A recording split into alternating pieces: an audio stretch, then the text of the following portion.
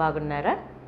Jesus Christ glorious ministries వారు సమర్పించు దేవుని స్వరము అనే ఈ కార్యక్రమానికి మిమ్మల్ని ప్రేమపూర్వకంగా ఆహ్వానిస్తూ ఉన్నాము. ఈ దినం వాక్యం కొరకు ఫిలిప్పీలకు రాసిన పత్రిక 4వ అధ్యాయం 4 నుండి 8 వచనాలు చదువుకుందాం. ఎల్లప్పుడూ ప్రభునందు ఆనందించుడి, మరలా చెప్పుదును ఆనందించుడి, మీ సహనమును సకల జనులకు తెలియబడనీయుడి. ప్రభువు సమీపముగా ఉన్నాడు, దేనిని గూర్చియు చింతపడకుడి, గాని ప్రతి విషయములోనూ ప్రార్థనా విజ్ఞాపనల చేత కృతజ్ఞతాపూర్వకముగా మీ విన్నపములు దేవునికి తెలియచేయుడి. అప్పుడు సమస్త జ్ఞానమునకు మించిన దేవుని సమాధానము యేసుక్రీస్తు వలన మీ హృదయములకును మీ తలంపులకును కావలియుండును. ప్రార్థన చేసుకుందాం. ప్రియ పరలోకపు తండ్రి, నీకు వందనాలు, స్తోత్రాలు తండ్రి. వాక్యమై ఉన్న దేవుడు తండ్రి, నీ వాక్యం ద్వారా మాతో మాట్లాడండి ప్రభువా. ఈ వాక్యం చూస్తున్న ప్రతి బిడ్డ హృదయంలోనూ నీ సమాధానం ఏలుచుండి ప్రభువా. యేసయ్య, వారి హృదయాలను శాంతితోనూ సమాధానంతోనూ నింపండి ప్రభువా. నువ్వు మా అందరితో మాట్లాడుతున్నావు, ఆనందించుడి, మరలా చెప్పుతున్న ఆనందించుడి ప్రభువా. మీ సమాధానంతో నింపినప్పుడు మాత్రమే ప్రభువా ప్రతి ఒక్కరూ శాంతితోనూ సమాధానంతోనూ నింపబడి సంతోషముగా ఉంటారు ప్రభువా. మీరే మా అందరి హృదయాల్లో మీ సమాధానంతో నింపమని యేసయ్య నామములో ఈ ప్రార్థన అడిగి వేడుకుంటున్నాము తండ్రి, ఆమేన్. దేవుని వాక్యం సెలవిస్తూ ఉన్నది, ఎప్పుడైతే మన భారమంతా దేవుని మీద వేసామో అప్పుడు దేవుని యొక్క సమాధానం, ఆ సమాధానం ఎటువంటిదంటే సమస్త జ్ఞానమునకు మించినదైన ఆయన సమాధానం మన హృదయములో కావలి ఉంటుంది. ఇటు అటు ఆలోచించకుండా ఆలోచించి వేసారిపోతూ ఉంటాం. కాబట్టి దేవుడు ఏమంటున్నాడంటే మీ తలంపులకు ఆలోచనలకు దేవుని సమాధానం కావలి ఉంటుంది. కాబట్టి మీరు ఎట్టి పరిస్థితుల్లో కూడా దేని గురించి కూడా చింతించవద్దు అని చెప్పి దేవుని యొక్క వాక్యం చూసినట్లయితే మత్తయి సువార్త 6వ అధ్యాయము 25 నుండి 34 వచనం వరకు అక్కడ ఏమి తిందుమో, ఏమి త్రాగుదమో, ఏమి ధరించుకుందామో అని ప్రతి ఒక్కరూ కూడా ఆలోచిస్తూ మరి దేవుని మీద భారం వేయకుండా మరి ఆలోచించి వారి ఆరోగ్యం పాడు చేసుకుంటున్నారు. అంతేకాకుండా దేవుడిచ్చే సమాధానం పొందలేకుండా, దేవుడి అనుగ్రహించే ఆనందం పొందకుండా వారు చింతలోనే ఉండిపోతూ ఉన్నారని చెప్పేసని దేవుని వాక్యం సెలవిస్తూ ఉన్నది. మరి 25వ వచనములో మరి రేపేం తింటాం, రేపేం త్రాగుతాం, రేపే వస్త్రాలు ధరించుకుంటాం, రేపు ఎట్లా ఉంటుంది మన ఫ్యూచర్ అని చెప్పి ఈ దినాన మనలో చాలామంది ఆలోచిస్తూ ఉంటున్నారు. అంతేకాదు, అరే మన పిల్లల భవిష్యత్తు ఏమైపోబోతూ ఉంది, వాళ్ళు ఏం చదువులు చదువుతారు, ఎలా స్థిరపడతారు, ఎలాంటి ఉద్యోగాలు వస్తాయి అని చెప్పి రేపటిని గురించి అంటే ఫ్యూచర్ గురించి మరి ప్లాన్లు వేస్తూ ఆలోచన చేస్తూ ఇప్పుడు ఉన్న పరిస్థితిలో దేవుడు మనకిచ్చిన ఈవులను బట్టి దేవుని స్తుతించకుండా అది ఎంతో అడ్డైపోతుంది. మరి దేవుని వాక్యం చూసినట్లయితే మొదట ఆయన రాజ్యమును నీతిని మొదట వెతుకుడి, అప్పుడు అవన్నీ మీకు అనుగ్రహించబడును. ఇంకొక మాట కూడా మరి వ్రాయబడి ఉన్నది, అన్యజనులు వీటన్నింటి విషయమై చింతపడతారు, కానీ దేవుని ఎరిగిన మీకు కావలసినవన్నీ కూడా దయచేస్తారనే నమ్మకంతో నా మీద మీరు నమ్మకం ఉంచి మీరు చింతించకుండా ముందు నా రాజ్యాన్ని, నా నీతిని వెతకండి. నీతిగా బ్రతకడం, వాక్య ప్రకారంగా జీవించడం మీరు చేసినట్లయితే మీకేం కావాలో అవన్నీ కూడా నేను మీకు అనుగ్రహిస్తాను. చూడండి, అడవి పువ్వులు లేకపోతే అడవి గడ్డి ఎంత అందంగా అలంకరించి దేవుడు మరి కొండల్లో మనుషులు వెళ్ళలేని ప్లేసెస్లో ఎంత అందంగానో అలంకరించబడి ఉంటాయి. మనం ఇటు అటు ట్రైన్లో వెళ్తున్నప్పుడు కొండలు లోయలు ఉన్న ప్రదేశాలు చూసినప్పుడు దేవుడు ఆ సృష్టి అందంగా ఉండాలని అంత చక్కగా అలంకరించినప్పుడు వాటికంటే మనం ఎంతో శ్రేష్ఠులం కదా, వాటిని పోషించిన నేను మిమ్మల్ని పోషించిన అని దేవుడు అడుగుతూ ఉన్నాడు. దేవునికి స్తోత్రం, హల్లెలూయ. మనము చింతించుట వలన అంటే మన అవసరతలను బట్టి మన ఫ్యూచర్ గురించి ఆలోచించి మన ఎత్తు మూరుడు ఎక్కువ చేసుకోగలమా అని వ్రాయబడి ఉన్నది. అంటే పరిస్థితులు ఆలోచించడం వలన మారవు, కానీ దేవుని వాక్య ప్రకారముగా, దేవుని చిత్త ప్రకారంగా జీవిస్తూ ఉంటే మనకి ఏది కావాలో అవన్నీ కూడా దేవుడే ఇస్తాడు. కాబట్టి దేవుని వాక్యం సెలవిస్తూ ఉన్నది. మత్తయి సువార్త 6:34 రేపటిని గూర్చి చింతింపకుడి, రేపటి దినము దాని సంగతులను గూర్చి చింతించును, ఈనాటికీడు ఆనాటికి చాలును. దేవుని వాక్యం సెలవిస్తూ ఉందంటే ఈ రేపటి గురించి మీరు ఆలోచించవద్దు. ఏ రోజు సంగతి ఆ రోజే చూడండి.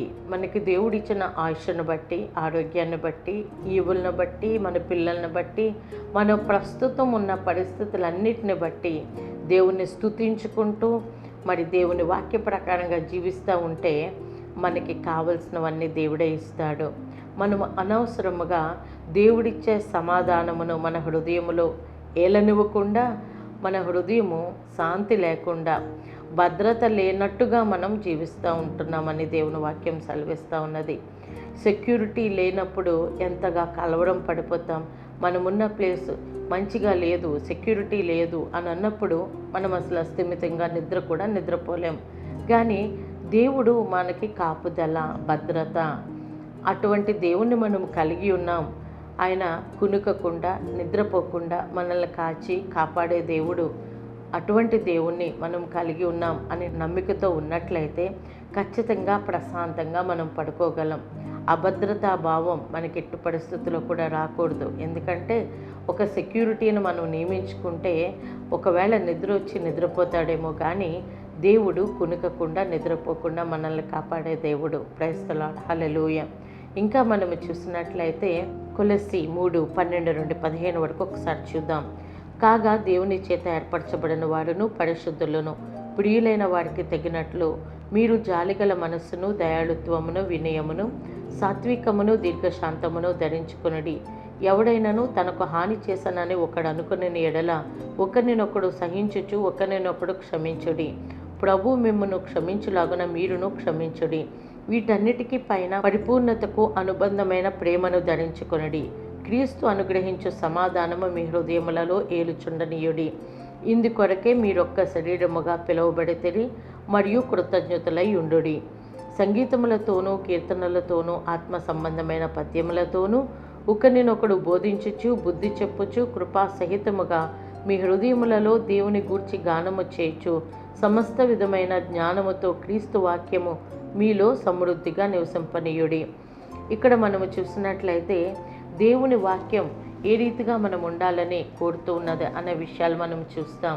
మనము పిలువబడిన పిలుపునకు తగినట్లుగా జాలిగల మనస్సు, దయాళుత్వం, దయ కలిగి ఉండడం, మంచి హృదయాన్ని కలిగి ఉండడం, ప్రేమ కలిగి ఉండడం, ఒకరినొకరు క్షమించుకోవడం, ఒకరినొకరు సహించుకోవడం. యాక్చువల్గా ఇక్కడ వ్రాయబడిన మాట ఏంటంటే ఎవరో హాని చేశారు మనకి అని మనకి మూడో వ్యక్తి ద్వారా మనకి తెలుస్తుంది.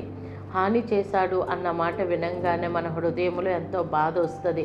ఆ బాధల్లా కోపము, ఆ కోపమెల్లా మనం బయటకు వ్యక్తం చేయలేని పరిస్థితి కనుక ఉన్నట్లయితే అది పగగాను, ద్వేషముగాను మారిపోయి మన హృదయము రగిలిపోతూ ఉంటుంది.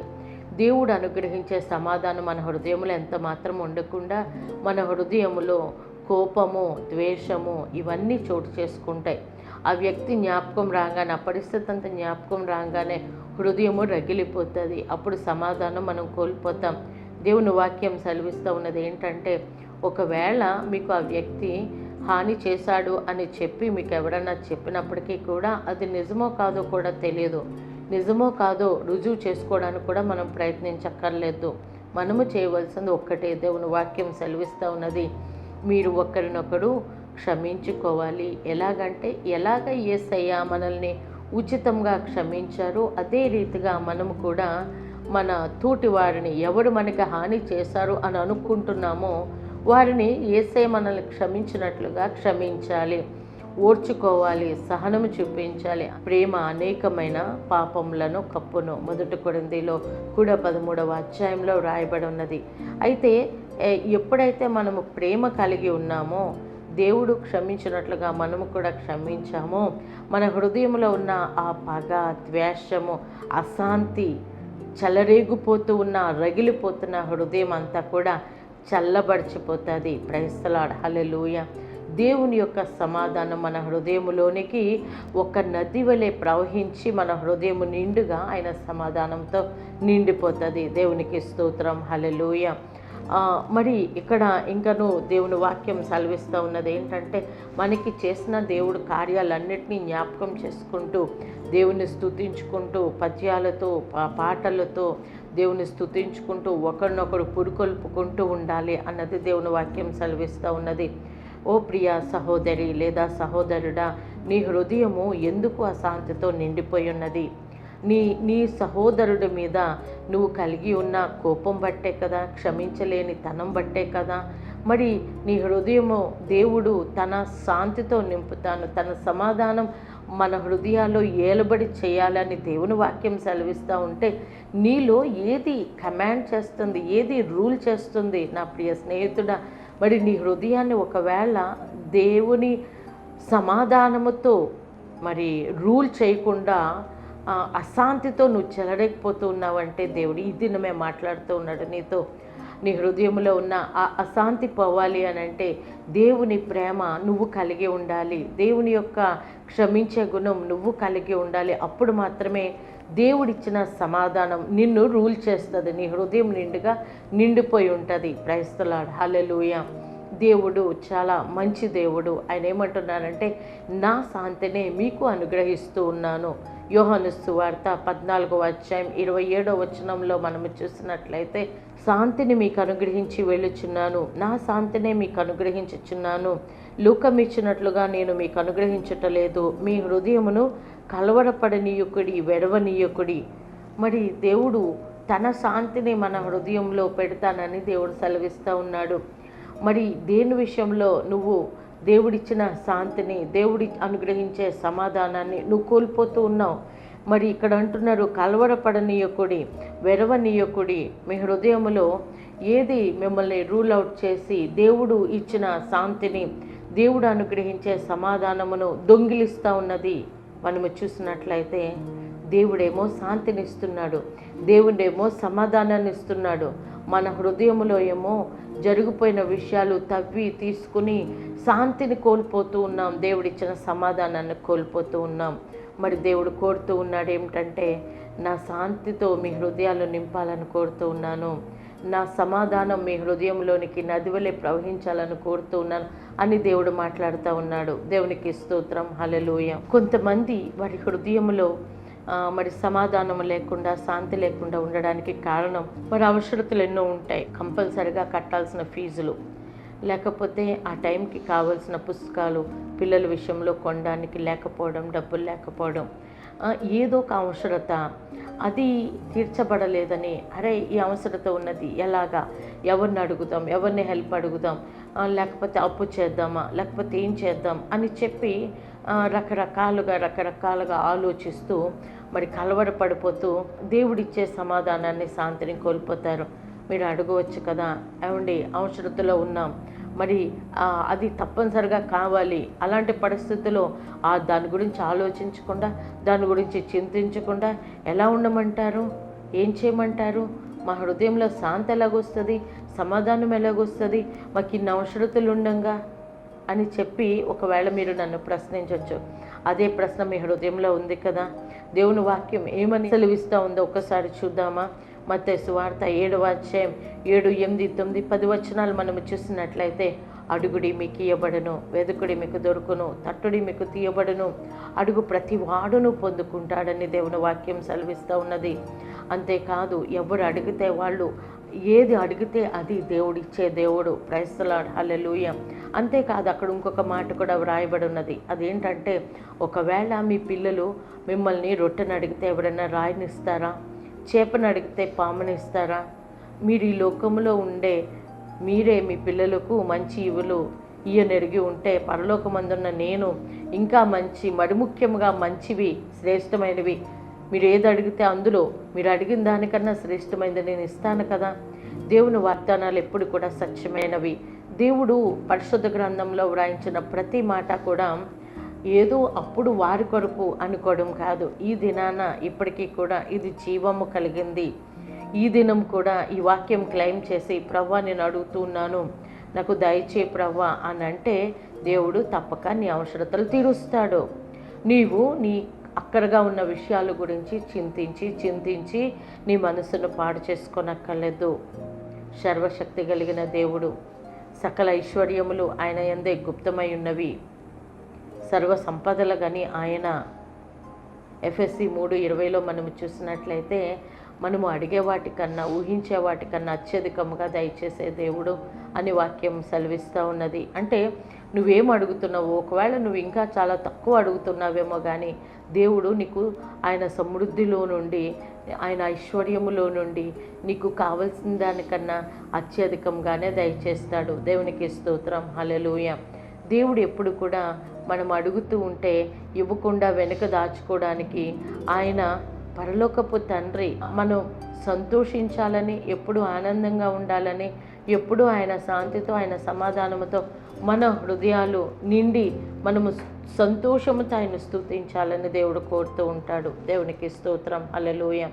కొన్నిసార్లు కొంతమంది అంటారు, అవునండి అన్నీ బాగానే ఉన్నాయి, మా ఇంట్లో ఉన్న సమస్య ఎంత పెద్దదో తెలుసా, మేము ఎలాగండి శాంతితో ఉండగలం, ఎలాగండి సమాధానంతో ఉండగలం అని చెప్పి కొంతమంది మరి ప్రశ్నించవచ్చు. మరి ఈ టీవీ ప్రోగ్రాం చూస్తున్న మీలో కూడా కొంతమందికి ఆ మాట, ఆ డౌట్ వచ్చింది కదా. మళ్ళీ మనకి ఎప్పుడు కూడా ప్రామాణికం దేవుని వాక్యమే. దేవుని వాక్యం ఏం సెలవిస్తూ ఉందో చూద్దాం. యోహాను రాసిన సువార్త 16వ అధ్యాయం 33వ వచనంలో మనం చూసినట్లయితే, నా యందు మీకు సమాధానము కలుగునట్లు ఈ మాటలు మీతో చెప్పుచున్నాను, లోకములో మీకు శ్రమ కలుగును, అయినను ధైర్యము తెచ్చుకొనుడి, నేను లోకమును జయించి ఉన్నానను. మన హృదయములో సమాధానము, దేవుని సమాధానము ఏలుచుండాలని దేవుడు ఈ మాటలు మనతో మాట్లాడుతూ ఉన్నారు. ఈ లోకంలో ఉన్నప్పుడు శ్రమ కలుగుతుంది. ఈ లోకంలో యేసయ్యనే ఎంతో శ్రమ పెట్టారు, ఆయన దగ్గర మేలులు పొందే మన దగ్గర కూడా చాలామంది మేలులు పొంది మనకి శ్రమ పెట్టవచ్చు, లేదా మనకున్న సమస్యలను బట్టి మనం శ్రమ పడవచ్చు. అయితే దేవుని వాక్యం సెలవిస్తూ ఉంది, ఈ లోకంలో మీకు శ్రమ కలిగినప్పటికీ కూడా ఈ లోకాన్ని నేను జయించాను కాబట్టి నా సమాధానం, నాకు ప్రార్థన చేసిన వెంటనే నేను మీకు సమాధానం, మీ హృదయంలో సమాధానాన్ని నింపుతాను. మీరు సమాధానమును కోల్పోకుండా మరి మీరు ఉండాలి అని అంటే నా వాక్యాన్ని జ్ఞాపకం చేసుకోనండి అని దేవుడు మాట్లాడుతూ ఉన్నాడు. ఈ లోకంలో శ్రమ కలిగిన దేవుడు ఈ లోకాన్ని జయించాడు కాబట్టి ఆయన సమాధానం మన హృదయములో నిండారుగా నింపుతారు ఆయనే. దేవునికి స్తోత్రం, హల్లెలూయా. మరి మొదటి దశలోనిక పత్రిక మనం చూస్తున్నట్లయితే 1వ అధ్యాయం 6వ వచనములో ఇలాగా వ్రాయబడి ఉన్నది, పరిశుద్ధాత్మ వలన కలుగు ఆనందముతో గొప్ప ఉపద్రవమందు మీరు వాక్యమును అంగీకరించి మమ్మును ప్రభువును పోలి నడుచుకుని వారైతిరి. ఏంటి అనంటే, గొప్ప ఉపద్రవంలో, గొప్ప శ్రమలలో ఉన్నప్పుడు దశలోనికలో ఉన్న మరి అనేక మంది దేవుని వాక్యాన్ని విన్నప్పుడు, అరే ఇన్ని శ్రమల్లో వీళ్ళు ఉన్నారే, బోధించేవాళ్ళు మరి వాక్యం చెప్తున్న వాళ్ళు, సువార్త ప్రకటిస్తున్న వాళ్ళు ఇన్ని శ్రమలతో ఉంటే మనం అంగీకరిస్తే, మనం కానీ ఆలకిస్తే, మనము ఆ దారిలోకి వెళ్తే మనకి ఇన్ని శ్రమలు వస్తాయేమో అని ఆలోచించలేదు.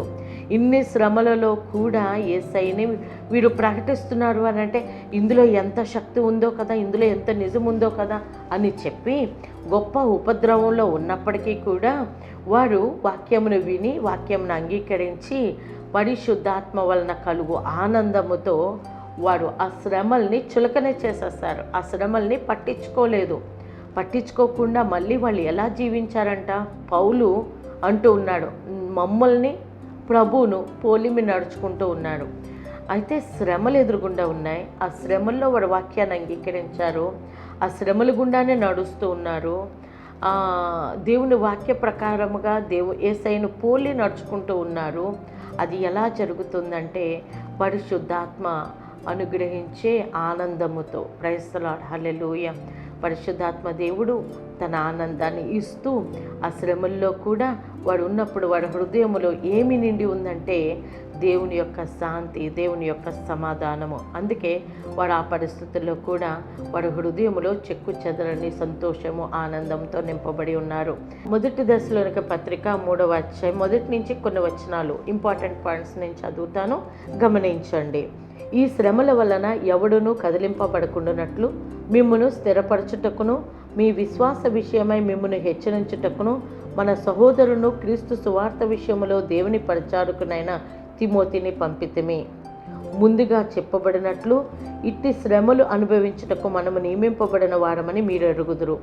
ఇక్కడ 2 విషయాలు రాయబడి ఉన్నాయి. ఏంటంటే, మన శ్రమలు అనుభవించుటకు మనము నియమించబడ్డాము, మనం పిలువబడ్డాము అని చెప్తూ ఈ శ్రమలు పొందుటకు మేము అర్హులమే, ఇందుకొరకు మేము పిలువబడ్డాం అనే మాటతో వారి హృదయం ఎలాగ వాళ్ళు రెడీ చేసుకున్నారంటే, దేవుని యొక్క సమాధానం వారి హృదయములో నిండుగా నింపుకొని, ఆయన శాంతి, ఆయన సమాధానం హృదయంలో నిండి ఉండగా వారు ఎదుర్కొంటున్న శ్రమలు కానీ మరి ఉపద్రవం లాంటి పరిస్థితులు కానీ వారి హృదయంలో ఉన్న శాంతిని పోగొట్టలేకపోయినాయి.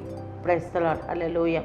ఎందుకు ఈ మాటలు మనం ఇప్పుడు చదువుకుంటున్నామంటే, మన దైనందిన జీవితంలో అనేకమైన పరిస్థితులు, మన విశ్వాసాన్ని షేక్ చేసే పరిస్థితులు మనం ఎదుర్కోవాల్సి వచ్చినప్పుడు దేవుని వాక్యం ఆల్రెడీ వ్రాయించి ఉంచారు. దశలోనికిలో ఉన్న ప్రజలు, విశ్వాసులు, పరిశుద్ధులు ఏ రీతిగా మరి శ్రమలలో విశ్వాసం కదిలిపోయే పరిస్థితిలో వారి విశ్వాసంలో స్థిరముగా అయిపోయి ఆ పరిస్థితుల్లో కూడా దేవుడిచ్చిన సమాధానం వారి హృదయంలో నింపుకొని ఉన్నారు. శాంతిని కోల్పోలేదు. ఆ పరిస్థితుల్లో కూడా దేవుని యందు ఆనందిస్తూ ఉన్నారు. దేవునికి స్తోత్రం, హల్లెలూయా. ఒకవేళ ఇటువంటి పరిస్థితుల్లో, ఇటువంటి మార్గము గుండా నీవు నడుస్తూ ఉన్నావేమో, దేవుడు అందుకే నీతోనే మాట్లాడుతూ ఉన్నారు. లోపల ఉండే సంతోషము, దేవుడిచ్చిన సమాధానము అది ఎటువంటిదంటే, మన తలంపులకు, మన ఆలోచనలకు గాడ్ చేస్తుంది, ఎంపైర్ చేస్తుంది, కావలి కాస్తుంది. అంటే బయట నుండి వచ్చే శ్రమలు మన హృదయ అంతరంగములో దేవుడిచ్చిన సమాధానమును తీసేయలేనంతగా ఆలోచనలకు, తలంపులకు కావలి కాస్తారు. 1 పేతురు 4:14 చూద్దాం. ఇక్కడ దేవుని వాక్యం సెలవిస్తూ ఉన్నది ఏంటంటే, ఒకవేళ దేవుని వాక్య విషయమై లేదా దేవుని కొరకు మనం జీవిస్తున్నాము అని చెప్పి అందుకొరకు మనము నిందపాలయ్యి, ఒకవేళ చాలా తృణీకారంగా చూడడం, లేకపోతే హింసించబడడం, మిగతా వాళ్ళందరికీ ఉన్న ఫెసిలిటీస్ మనకి లేకపోవడం, నిర్హేతుకంగా మనల్ని కొంచెం ఇబ్బంది, కష్టం పాలయ్యేటట్లుగా చేయడం, అలా చేస్తున్నప్పుడు మనము ధన్యులం. ఎందుకంటే మహిమా స్వరూపి అయిన ఆత్మ మన మీద నిలిచిపోయి ఉంటారు.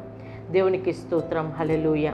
నీతి నిమిత్తమే మనం హింసించబడుతూ ఉంటే, నీతి నిమిత్తమే మనం శ్రమ పడుతూ ఉంటే అది మనకి ధన్యత. ఎందుకు అనంటే, అటువంటి పరిస్థితుల్లో మనం ఓర్చుకుంటూ, అటువంటి పరిస్థితుల్లో కూడా మనము కలవరపడిపోకుండా, యూజువల్గా మరి కార్నల్ మైండ్తో మనం ఉంటే, లేకపోతే అంటే కొంచెం విశ్వాసంలో తగ్గిన స్థితిలో మనం ఉన్నట్లయితే, అరే నేను ఇంతగా నీతిగా జీవిస్తూ ఉంటే నేను ఇంతగా శ్రమ పడుతున్నానే అని బాధపడిపోవచ్చు. చాలా హృదయం డిస్టర్బ్ అయిపోతుంది. కానీ అధికమైన విశ్వాసం కలిగిన విశ్వాసిగా దేవుడు నువ్వు ఉండాలని కోరుతూ ఉన్నాడు. అంతేకాకుండా మీ హృదయముల యందు క్రీస్తును ప్రభువుగా ప్రతిష్ఠించుకొనుడి. ఈ మాట మళ్ళీ క్రీస్తును ప్రభువుగా ప్రతిష్ఠించుకొనుడి అన్న మాట ఏంటో తెలుసా? యేసయ్యే మన సమాధానం. దేవుని వాక్యం చూసినట్లయితే ఎఫెసీ 2:14-18 వరకు మనము చూసినట్లయితే, జీసస్ ఈజ్ అవర్ పీస్, ఆయనే మన సమాధానం. అంతేకాదు, సమాధాన కారకుడు, సమాధానకర్త, సమాధాన అధిపతి. అటువంటి యేసుక్రీస్తు ప్రభువాన్ని మన హృదయంలో ప్రతిష్ఠించుకున్నప్పుడు ఆయన ఇచ్చే సమాధానం సమస్త జ్ఞానాలకి మించినది కదా. ఆ సమాధానం మన హృదయంలో నుండి ఎవ్వడూ తీసేయలేరు, ఏ పరిస్థితి తీసేయలేదు. ప్రైజ్ ది లార్డ్, హల్లెలూయా. చివరగా అశాంతితో, అసమాధానంతో ఉన్న నీవు ఆయన సమాధానం మన హృదయాల్లో ఏలుచుండనివ్వాలి అని దేవుడు కోరుతూ ఉన్నాడు. ఒకవేళ నీవు ఫ్యూచర్ గురించి చింతిస్తూ సమాధానం కోల్పోయావా? నీకు అవసరతలు ఉన్నాయి, అవి మీట్ అవ్వలేకపోతున్నానని అశాంతితో నిండిపోయావా? ఆయన వాగ్దానాలు ఉన్నాయి కదా, వాటిని పట్టుకుని ప్రేయర్ చేస్తే సమాధానం, శాంతి కలుగుతుంది.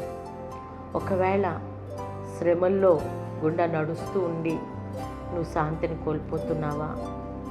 దేవుడు అనేకమైన ఎగ్జాంపుల్స్ మన కొరకు రాయించి ఉంచారు. ఏది ఏమైనప్పటికీ కూడా ప్రియ సహోదరి, ప్రియ సహోదరుడా, నీ హృదయం నిండా ఆయన సమాధానంతో నింపబడాలని దేవుడు కోరుతూ ఉన్నాడు. అటువంటి సమాధానం, శాంతి మీ హృదయాల్లో నిండుగా నిండునుగాక. ప్రార్థన చేసుకుందాం. ప్రియ పరలోకపు తండ్రి, నీకు వందనాలు, స్తోత్రాలు తండ్రి. వాక్యం చూస్తున్న బిడ్డలు ఏ అవసరతలో ఉన్నారో, ఎటువంటి చికాకుల్లో ఉన్నారో, ఎటువంటి కలవరంలో ఉన్నారో యేసయ్య, నీ శాంతి, నీ సమాధానం బిడ్డలకు దయచేయండి. వారు నిన్ను హత్తుకొని నీ వాక్యాలన్నీ క్లెయిమ్ చేసుకుంటూ ప్రవ్వా, వారి హృదయంలో ఉన్న ప్రవ్వా భద్రతా భావం, ప్రవ్వా అశాంతి, అసమాధానం, క్షమించలేనితనం మీరే తొలగించి సమస్త జ్ఞానమునకు మించిన నీ సమాధానంతో బిడ్డలు నింపమని నజరేయుడైన శక్తి కలిగిన యేసయ్య అతి పరిశుద్ధమైన నామంలో ఈ ప్రార్థన అడిగి వేడుకుంటున్నాము తండ్రి, ఆమేన్. మరి ఇంతవరకు వాక్యం విన్నారు కదా, ఒక్కసారి వాక్యాలన్నీ కూడా మళ్ళీ చూసుకోనండి, ప్రార్థన చేయండి. మీ హృదయంలో ఉన్న అశాంతి, అసమాధానం, మరి రగిలిపోతున్న మీ హృదయాలు దేవుడు తన సమాధానంతో, శాంతితో నింపునుగాక. God bless you. Praise the Lord. మీ అందరికీ ఒక విషయం తెలియచేద్దాం అనుకుంటున్నాను. నా సాక్ష్యాన్ని ఒక పుస్తక రూపంలో వ్రాయడం జరిగింది.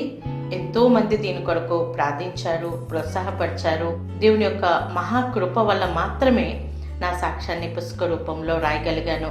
చాలామందికి నా సాక్ష్యం వినే ఉంటారు. మరణకరమైన జబ్బు చేసిన నా బిడ్డను దేవుడు అద్భుత రీతిగా బాగు చేశాడు.